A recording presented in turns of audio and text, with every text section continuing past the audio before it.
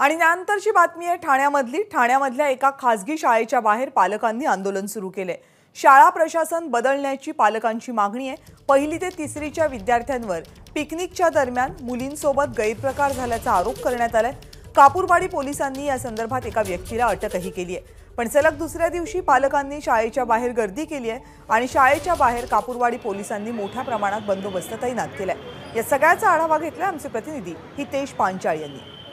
ठाण्यातील एका नामांकित शाळेच्या बाहेर आहे मी। तुम्ही जर पाहिलं आज दुसरा दिवस आहे आणि या ठिकाणी मोठ्या संख्येने विद्यार्थिनीचे पालक या ठिकाणी जमले आहेत। या ठिकाणी रिप्लेस स्कूल मॅनेजमेंट अशाचे फलक घेऊन या ठिकाणी मोठ्या प्रमाणात विद्यार्थ्यांचे पालक हे आंदोलन करत आहे। या ठिकाणी जर पाहिलं काही तासांपासून या ठिकाणी शाळेच्या बाहेर उभे आहेत। आपल्यासोबत काही राजकीय पदाधिकारी आहे, त्यांच्याशी आपण बातचीत करणार आहोत। नेमकं मॅडम काय झालेलं आहे आणि आज दुसरा दिवस आहे, काय आपलं काय बोलणं वगैरे झालं आहे का?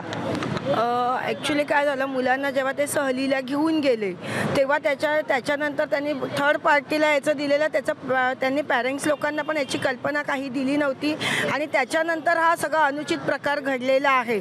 आणि म्हणून आमची अशी मागणी आहे की मॅनेजमेंटला या लोकांनी बरखास्त करावं, कारण त्यांची संपूर्णपणे ही जबाबदारी होती। आमच्यापैकी 10 जण मॅनेजमेंटमध्ये गेलेली आहेत, त्यांनी त्यांच्या मागण्या मांडलेल्या आहेत। आता त्यांना वेळ दिलेला आहे त्या मागण्या पूर्ण करण्यासाठी आणि आम्ही सगळा पालक रस्त्यावर बसलेला आहे, कारण आम्ही सगळ्या ग्रेडची माणसं आता थकलेलो आहोत। काही ठिकाणी पॉझिटिव्ह रिस्पॉन्स येत नाही आहे आणि सगळं डिसिजन आम्हाला आजच्या आजच पाहिजे।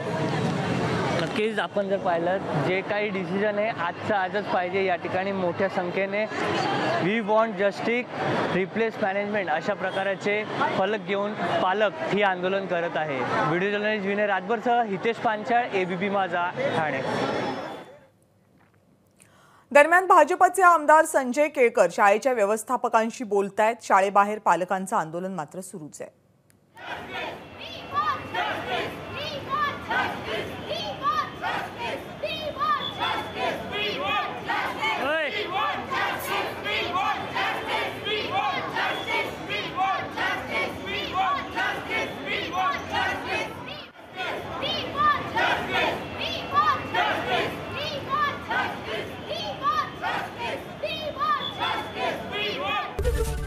एबीपी माझा, उघडा डोळे बघा नीट।